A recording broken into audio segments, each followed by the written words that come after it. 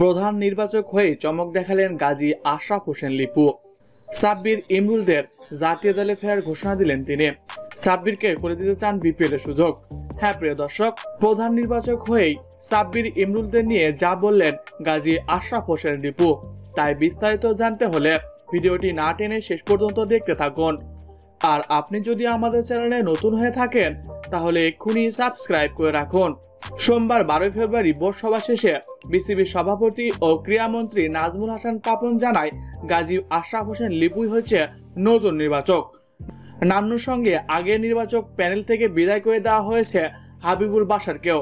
তার স্থলাভিষিক্ত হয়েছে বয়সভিত্তিক দলের নির্বাচক হান্নান সরকার। তবে নতুন প্যানেলে ঠাঁই হয়েছে আব্দুর রাজ্জাকের।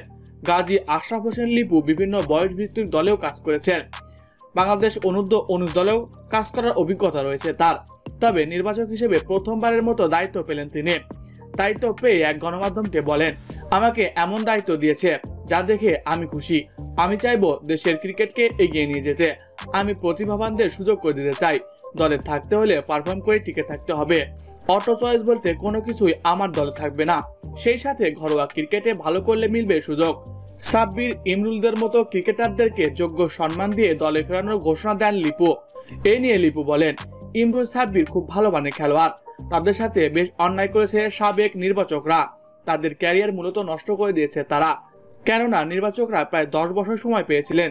সেখানে পরীক্ষিত পারফর্মার সাব্বির রহমান ও ইমরুল কায়েস, এদেরকে সুযোগ দেওয়ার অভাবেই তারা হারিয়ে যাচ্ছে। এমনকি ইমরুল তো এখনো বিপিএল এ পারফর্ম করে যাচ্ছে নিয়মিত, এবং সাব্বিরকে এবার বিপিএল এ দলই পাননি। তারা নির্বাচক হয়ে করলোটা কি? সাব্বিরের মতো একটা ক্রিকেটার যে কিনা সাকিব তামিমদের পরে বাংলাদেশকে লিড করবে, তাদেরকে বিপিএল এ সুযোগ দিচ্ছে না।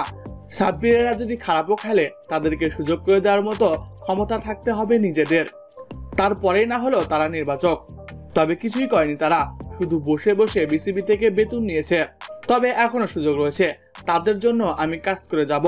তারা যদি জাতীয় দলে আসতে চায় তাহলে পারফর্ম করেই আসতে হবে। তো প্রিয় দর্শক, বিসিবি থেকে বিদায় করে দেওয়া হলো মিনহাজুল আবেদুন নান্নুকে। তার জায়গায় গাজী আশরাফ হোসেন লিপু দায়িত্ব পেয়েছে। এটা দেখে আপনাদের কেমন লাগছে কমেন্ট করে জানিয়ে দিন। এছাড়াও খেলাধুলার সকল আপডেট সবার আগে পেতে হলে আমাদের চ্যানেলটি সাবস্ক্রাইব করতে ভুলবেন না। ধন্যবাদ সবাইকে।